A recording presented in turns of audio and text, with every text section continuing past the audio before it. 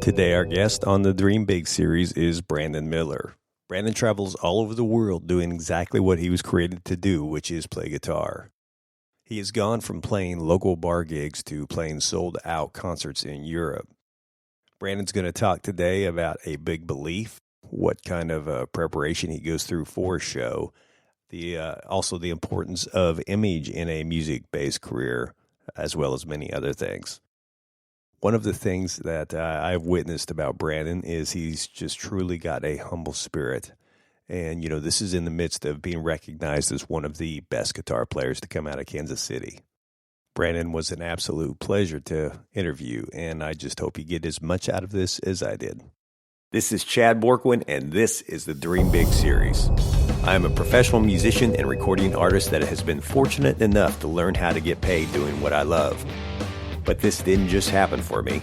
In fact, I have years of doing things other than music that have all played a part of the success I get to experience now.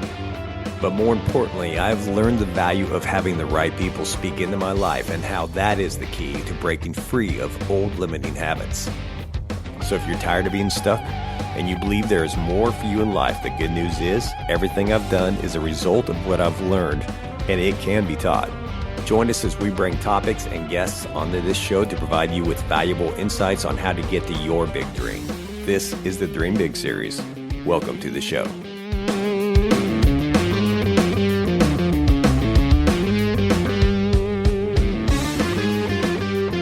Welcome to the Dream Big series. We are here with Brandon Miller.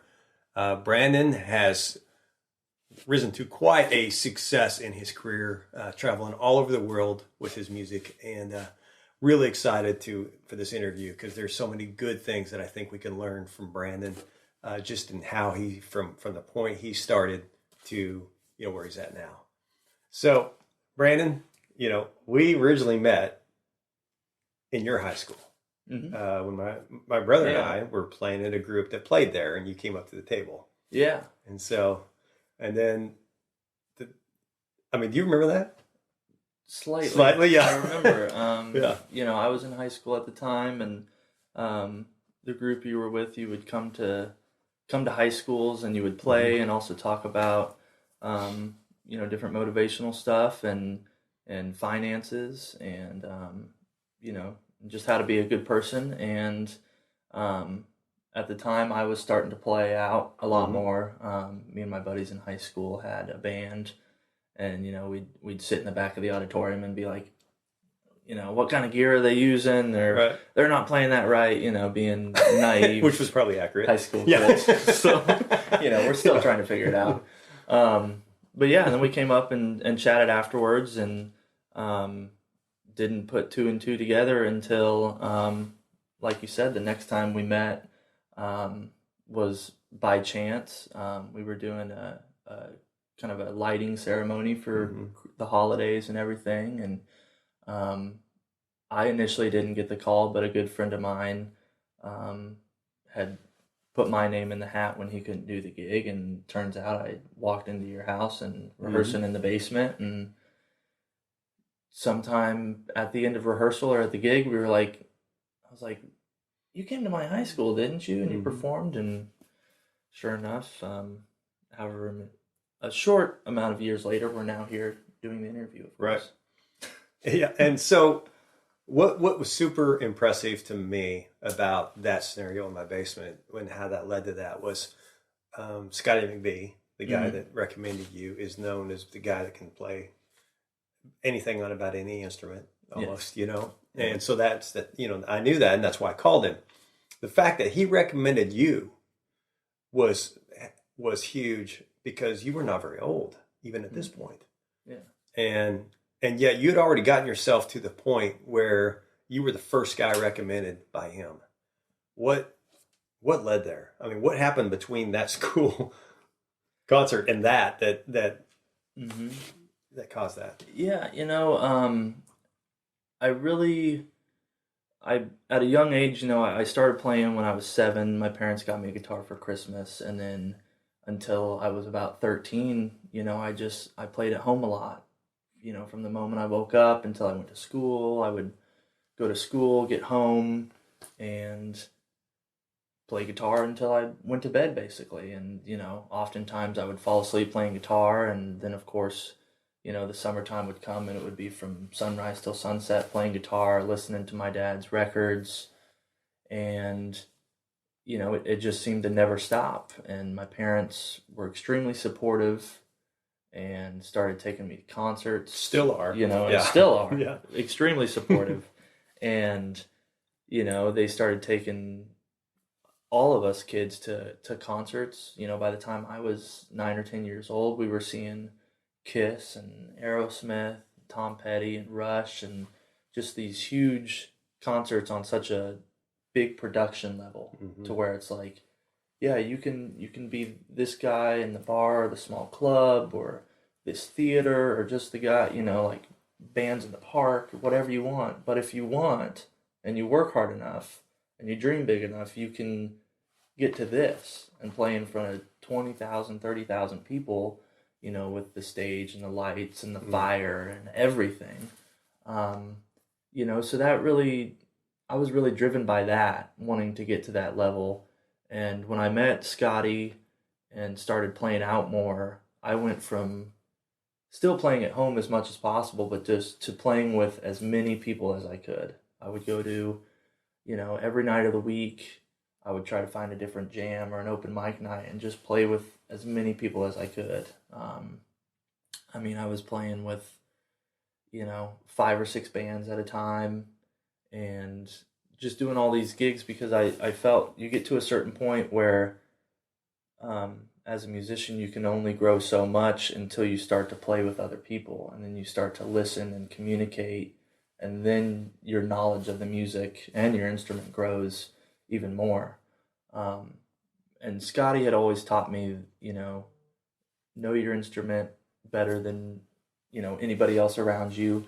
And, just song repertoire. He always said, he was like, know as many songs as you can, all the keys, scales, everything you can. So at a young age, I learned that, and it was just kind of engraved into my brain that I needed to know as much as I could to where I could play any gig that I could at any time that may arise, just much like Scotty can, Right. Whether it was rock or country, blues or jazz, heavy electric guitar or acoustic, and even with guys like Scotty and Brett and Justin and Guy, all in that scene.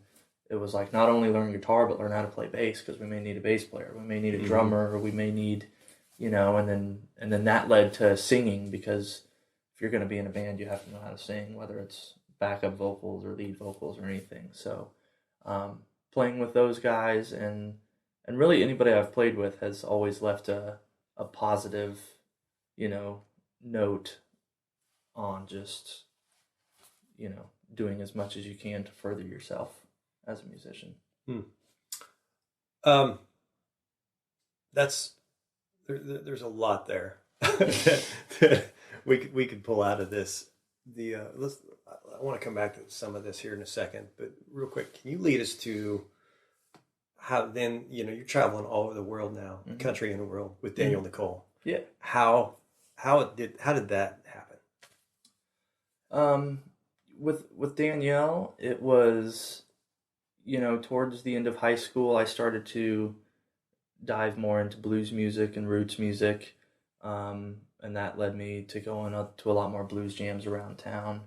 And the first time I had met Danielle, I was probably 16 years old, and I would go to, they would host a jam every Wednesday when they were in town, which at that time it was, getting less and less with their touring. But they would play a place called the Eclipse in Raytown every Wednesday, and it was like right around when I got my license, so my parents would drive me out there, and I would jam with them with Trampled Underfoot, and Mike, the owner, would leave the back door of the bar open because I wasn't supposed to be in there because it was a bar and I was underage, and so he'd be like, "You're gonna sit by me next to the bar, and if for some reason the police come in the front door, you run out the back door, and we're all good." So I would get up, every Wednesday and, they would offer me to play, and I'd have to play usually within the first hour, and then I'd get the boot. So Danielle and I met, you know, that would have been around 2006, and just kind of kept in touch, knew each other around town and would play different gigs or festivals together. But it wasn't until, I think it was probably 2013, we played a blues festival here in town, and my band played earlier in the day, and Trampled Underfoot headlined. So, and we were also, my dad and I had a production company, so we were running sound for the festival that day, and just kind of kept working all day. And then Trampled Underfoot showed up, and I was kind of incognito in my production gear of, hat and work clothes. But then it got to their set, and she was like, hey, haven't seen you in a while. You want to get up and jam? I got up and jammed, had a great time. And then a month or two later, they had 2 shows here in Kansas City at BB's Lawnside Barbecue. And Danielle called me and said, Nick and his wife were expecting their second child, and so he was going to take a few weeks off, and asked if I could fill in on guitar. Did those gigs, had a great time, and then a week later she called me and told me that Trampled Underfoot was splitting up and she was going to start a solo project, and asked if I would be interested in doing that. And of course, right away I said, I don't know, I'll have to think about it. Hung up the phone and already knew what my answer was. Right. And then, so we started playing. We played a few shows in 2014 when, in the last year of Trampled Underfoot. And then started off in 2015 doing that full time. Touring the country and the world with her. And been doing it ever since and loving it. Really having a blast. And now we're in Europe quite a bit. This year we went over 3 times this year. And we're planning on doing at least that next year. So, all right, Brandon. So we're gonna dive into some of this deeper. I definitely want to know, some of the things that really, your thought processes on this. What led to these things, because there's a lot that I'm sure you could share with this. Real quick, we're gonna jump to a quick commercial. We've got a free a free ebook to help artists learn how to build a music business successfully. So we'll be right back. The music industry is drastically changing, and for the better. The power to have a successful music career is in your hands and no longer up to a few gatekeepers. The key is having the right information, the right tools, and committing to do the work. I want to help you jumpstart your career with my free ebook called Play Music, Make More. This free ebook is everything we've done with our own group, as well as what I've learned being an entertainment agent, and it's all played into the success we've had as independent artists. Visit playmusicmakemore.com to get your free copy today.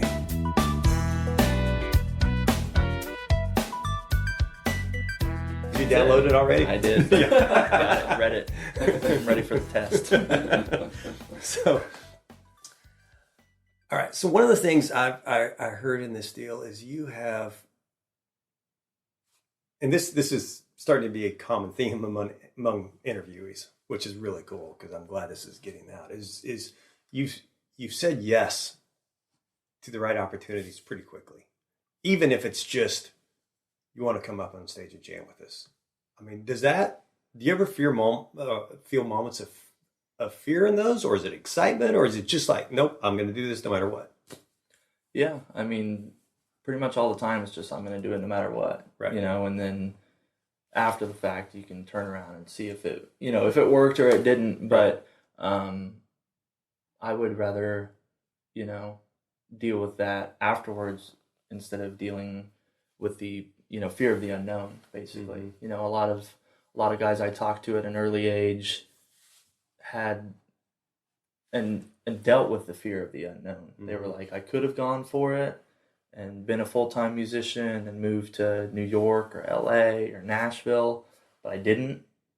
And they're like, not necessarily they don't regret it, but they're like, well, I could be, touring with a big band, or I could be a session player somewhere or producer, but I kind of took the safe road and just stayed home instead. So and that's something my parents always reiterated to me, was just, go for it, and whatever happens, we'll be here, and we'll be here to catch you if you fall. So I've just always had that mindset to just go for it and say yes. All right, so that's good. You led me here, and you've obviously had a lot of successes happen out of that. What about the few times that maybe this didn't work? How did you navigate that after it didn't? And maybe do you even have a story that jumps into your mind for that, or?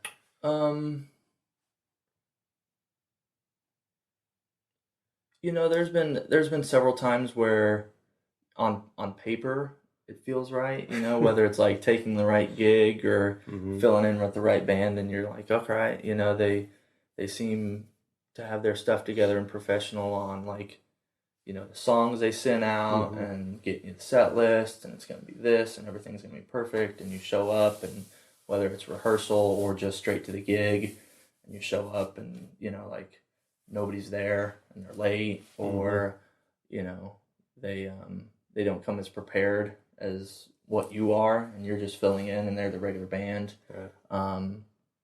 So that is one of those where I've always been taught to be over prepared in those situations too. It's like, for instance, it was one of the things, especially when I had filled in with you guys a couple times, where it's like, obviously, you're the lead guitar player, but it's like, I can play the electric part, or I can play the acoustic part on this song, or, maybe mandolin to change it up, and, backing vocals here and there. But there have been times where it's like, you're sitting in with the regular band and you're the most prepared out of anybody. Right. So yeah, that has happened, where you sit back and you're like, okay, well, next time I'll think about the gig before I take it immediately. What kind of preparation do you go through for over prepared? I mean, what are like the specifics of what you'll do? Just knowing the songs and is first and foremost. Obviously,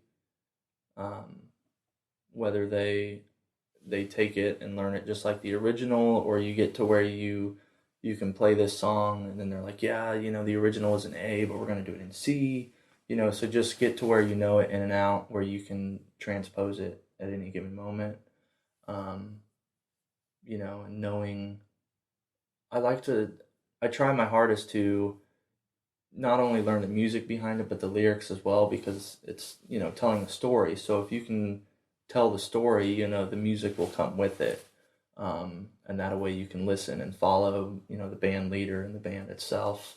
And early on, when I was, in band class in middle school and high school, it was always one of those, directors that would be like, you want to, you don't want to learn it to get it to where it's good enough. You want to learn it to where you don't make a mistake, and that's just one of those, famous quotes that just gets passed on from musician to musician. It's like, no, you want to get it and know it so well that you don't make a mistake, so, you just are constantly, and most of the time I don't, it's like, I'll sit down and play with certain things. But most of the time it's just listening to a song, kind of over and over, and you hear those chord changes and those progressions and the melodies, and just like the ear listening is much more important to me than actually sitting down with a guitar and trying to learn it with the guitar. You can almost, write down the song without even ever playing it. So if we transition now a little bit to the business side, there's a machine that's, at least from our perspective, watching from the outside in now with Daniel Nicole band and everything you guys have going on, there seems to be a machine there that's starting to really pick up some steam. Yeah. What are you, what have you seen in that's allowed that to happen? You know, who is there? Some managers there that are helping, some agents. How many you guys doing a lot of this yourselves? You know, we went through the early years of the band with Danielle. You know, it was, you know, there were agents and managers in place to, you know, take care of everything for us, you know, and it was like, okay, you guys are hired to, you know, do this job, so we're going to let you do this job and we're just going to go play music and do that. Um, but it got to a point where, you know, you start to notice things weren't getting done, or they, you know, weren't getting done on time or as well as what they should be.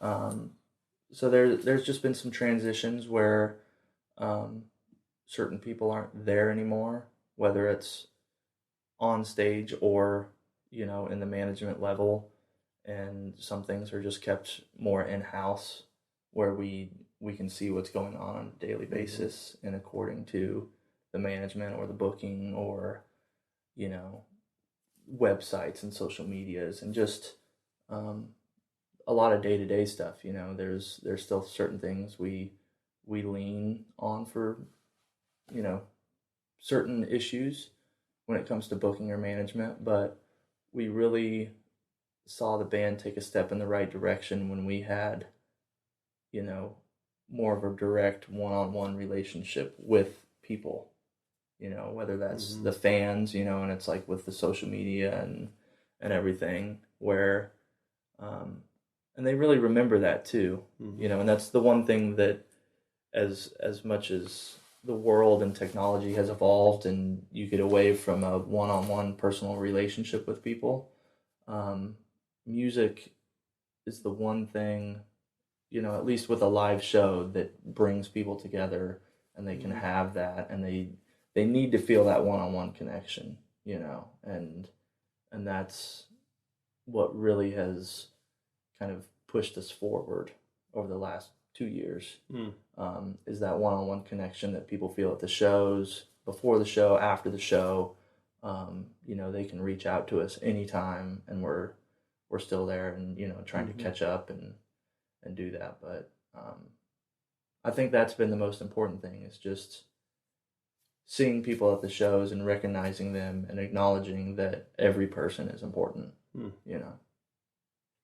Well, you guys have obviously done a great job at that, and you've taken on, you know, much of the business side too, which it sounds like, and it's interesting. You know, you hear artists say, if I could just dish some of this off, I could focus more on music, and this thing would grow faster. But you just said the opposite. Yeah. So, which it makes a lot of sense because it's about the connection. Yeah.